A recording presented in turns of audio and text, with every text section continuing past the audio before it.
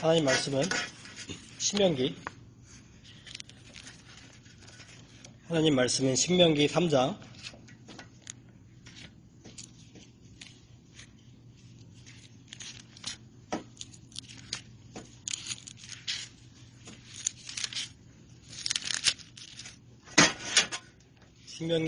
23절로 28절까지입니다.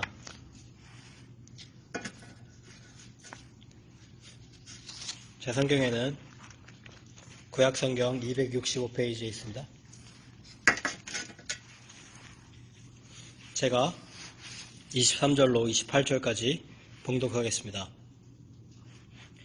그때에 내가 여호와께 간구하기를 주 여호와여, 주께서 주의 크심과 주의 권능을 주의 종에게 나타내시기를 시작하셨사오니 천지간에 무슨 신이 능히 주의 행하신 일, 곧 주의 큰 능력으로 행하신 일같이 행할 수 있으리이까.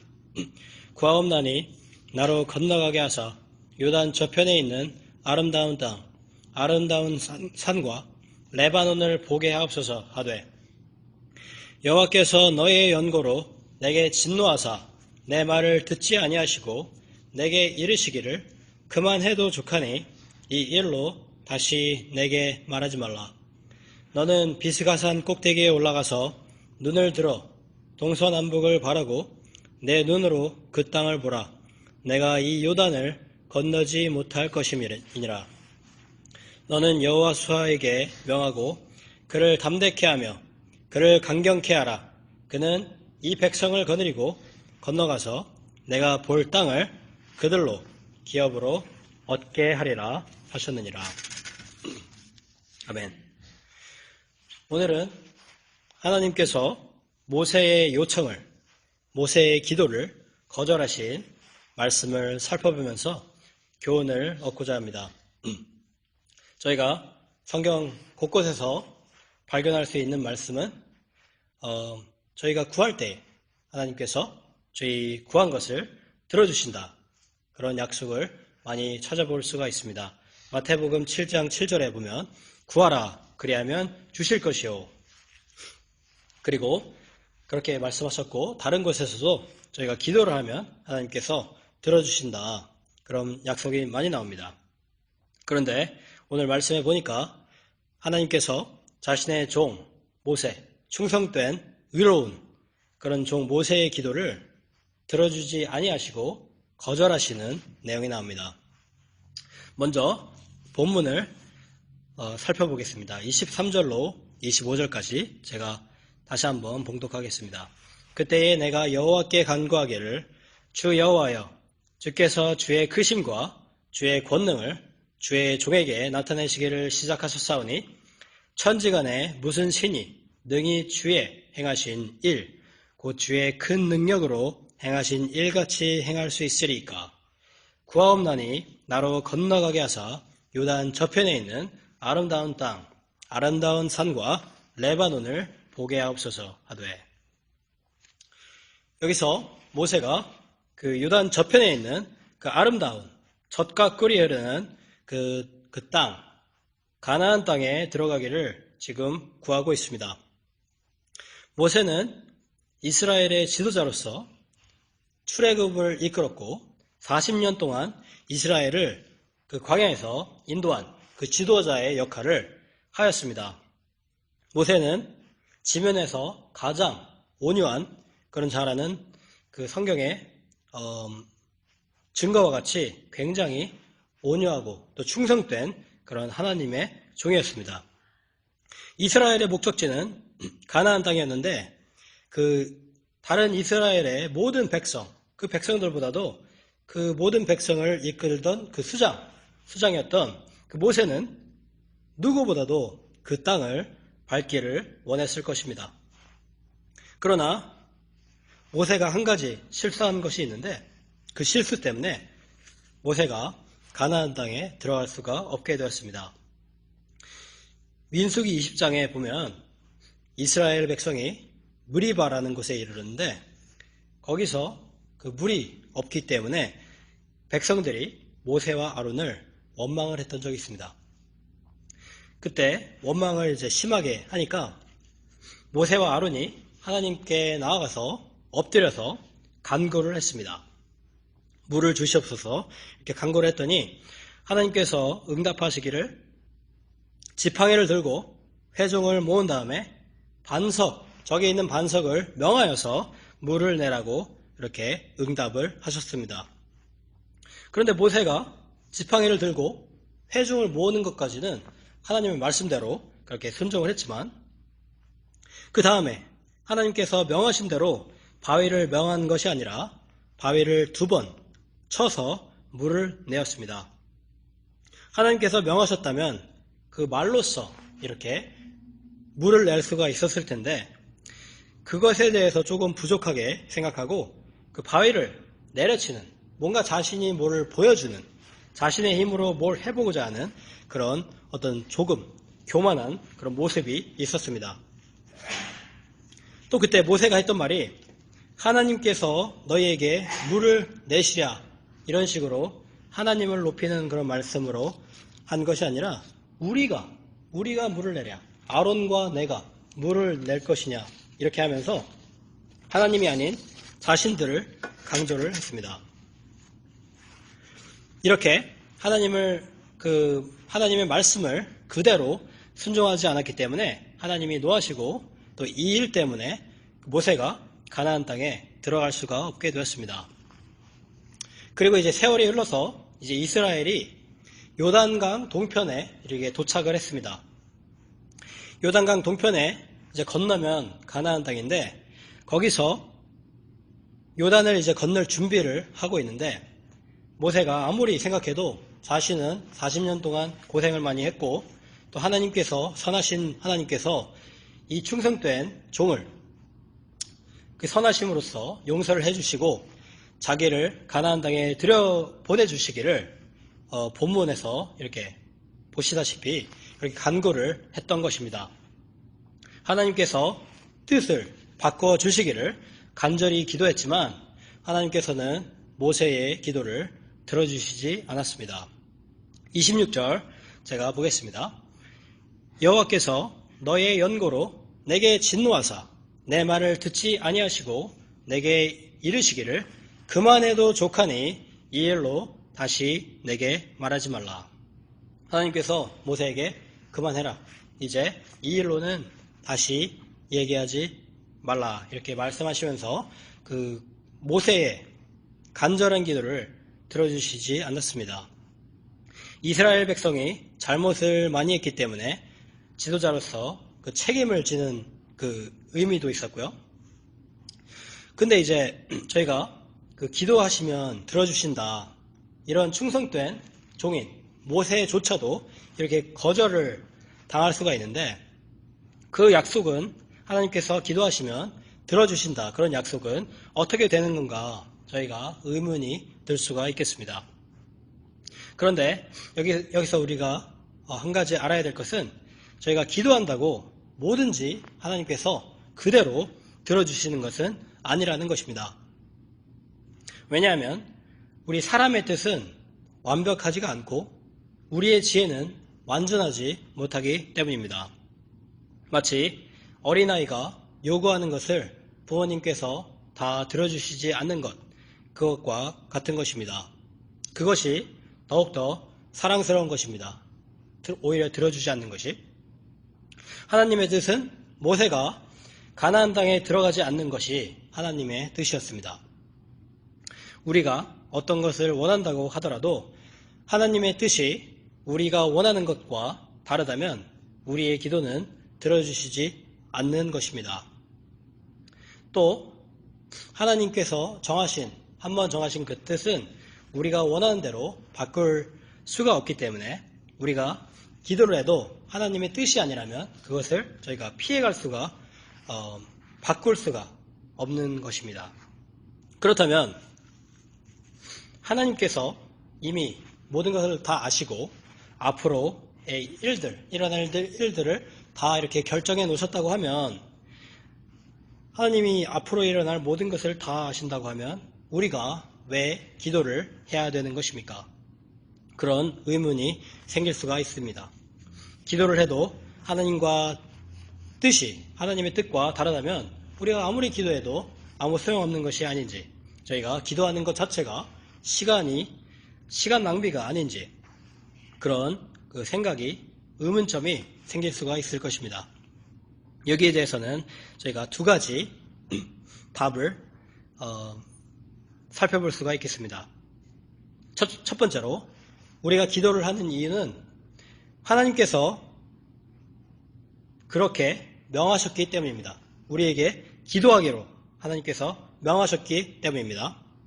그것이 첫 번째 답이고, 두 번째는 우리가 기도를 하는 것이 저희가 기도를 한다고 하나님께 유익이 되는 것이 아니라, 저희가 기도를 할 때는 하나님께서 우리의 유익을 위해서 기도를 시키시는 것인 것입니다.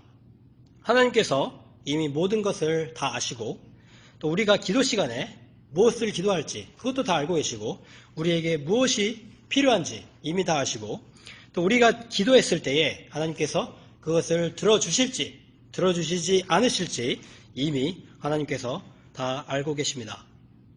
저희가 또 하나님께 기도를 한다고 해서 저희가 하나님이 모르시는 어떤 것을 저희가 알려드릴 수도 없고, 저희가 그분을 교육하거나 그분에게 어떤 부족한 저희의 지혜를 그분께 가르쳐 드릴 수도 없고, 왜냐하면 우리보다 훨씬 더 높으신 지혜를 갖고 계시고 전지하신 분이시기 때문에, 기도하는 목적은 하나님께 어떤 더해드리는 그런 목적이 저희가 기도하는 것이 아니라, 기도할 때는 바로 하나님의 유익이 아닌 우리의 유익을 위해서 하나님께서 저희가 기도를 하기를 명하시고 또 그렇게 하기를 원하시는 그런 것입니다. 그렇다면 우리가 기도할 때 우리가 유익된 것이 무엇입니까? 그것은 바로 우리가 하나님과 교제할 수가 있다는 것입니다. 기도함으로써 우리는 하나님과 영적인 교통을 하게 되는 것입니다. 다음 장 신명기 4장 7절에 보니까 모세가 이런 말씀을 하고 있습니다.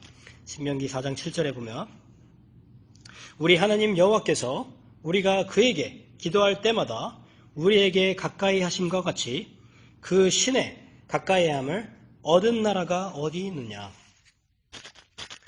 하나님은 자신의 백성들이, 자신의 사람들이 기도를 할 때에 그 하나님의 신이 그 사람들과 같이 한다고 이렇게 말씀하고 있습니다.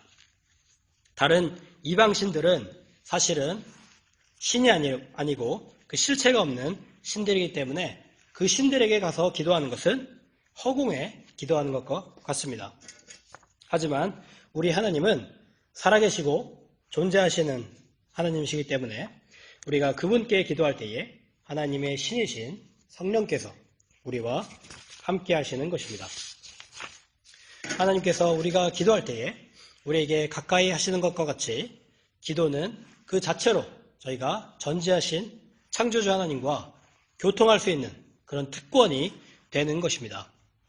그것을 위해서 저희는 기도를 해야 한다고 주님께서 말씀을 하시는 것입니다. 전에도 한번 말씀드렸지만, 기도는 우리의 목적을 이루는 것이 아니라 우리의 뜻을 하나님의 뜻에 맞춰가는 과정이고, 또 그 기도 속에서 우리는 하나님의 선하심 그리고 하나님의 귀하신 그 뜻을 잘 알고 이해할 수가 있게 되는 것입니다. 따라서 기도를 많이 하면 할수록, 또 힘써서 하면 할수록 저희가 하나님과 더욱 가깝게 되는 것이기 때문에 그것 자체로 우리에게 그것 자체로 정말 유익한 것입니다. 이러한 이유로 우리의 유익을 위해서, 우리가 하나님과 더 가까이 갈 수 있게 하기 위해서 하나님께서 이미 다 앞의 일을 알고 계시지만 우리가 우리의 유익을 위해서, 우리를 위해서 기도를 하기를 원하시는 것입니다.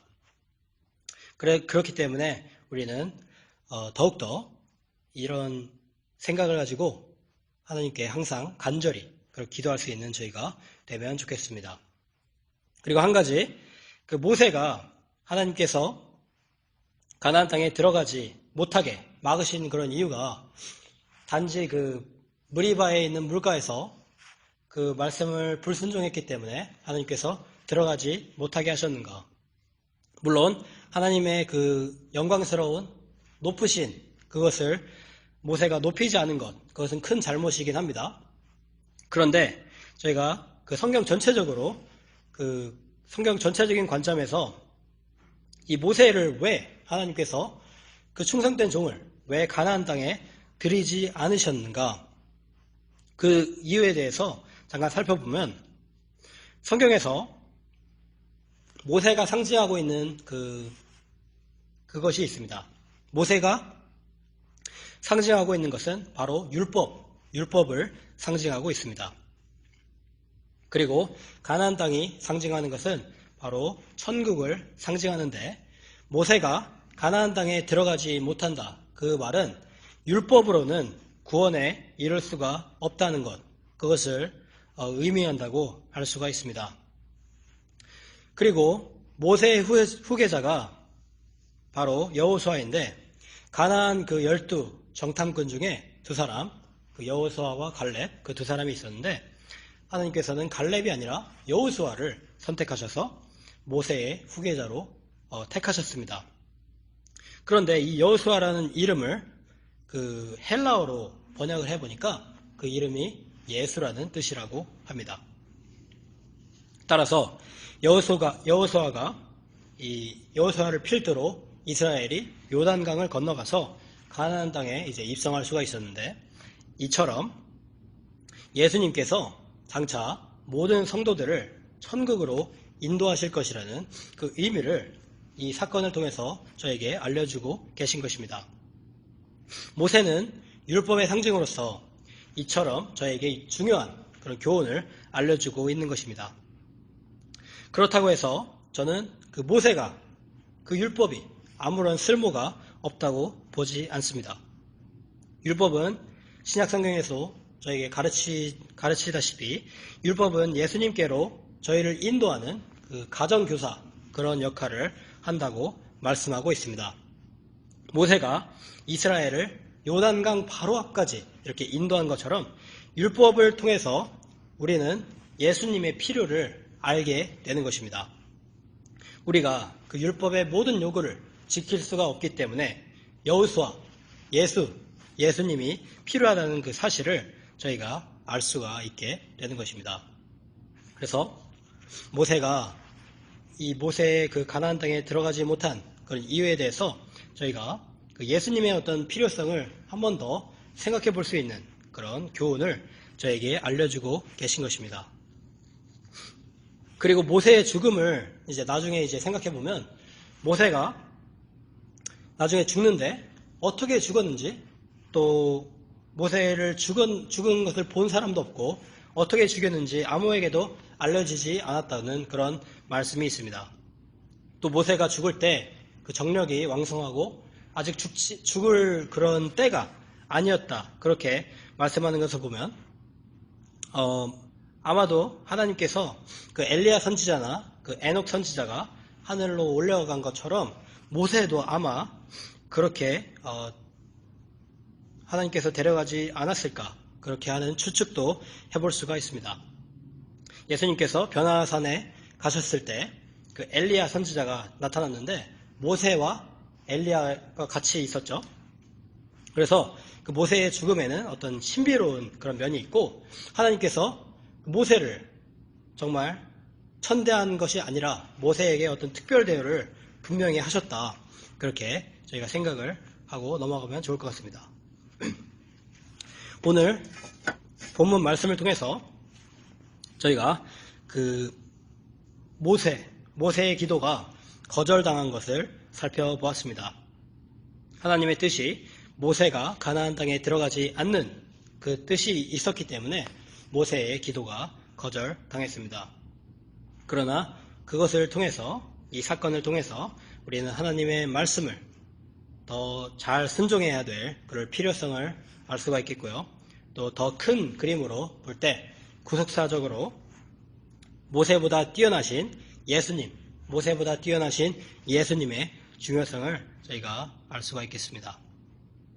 또 기도하는 것이 하나님의 유익이 아니라 저희를 위한 하나님의 그 특권으로 저희에게 주신 것이기 때문에 저희가 더욱 자주 이제 오래 기도하면서 하나님과 더욱더 깊이 교통할 수 있는, 또 하나님과 저희가 더욱 가까이 할 수 있는 그런 저희가 되기를 간절히 바라겠습니다. 그렇게 될 때에 저희 영이 자라나고 또 믿음이 자라나면서 하나님을 더욱더 가까이 하고 또 예수님을 닮아갈 수 있는 저희들이 될 수 있을 것이라고 생각합니다. 말씀 마치겠습니다.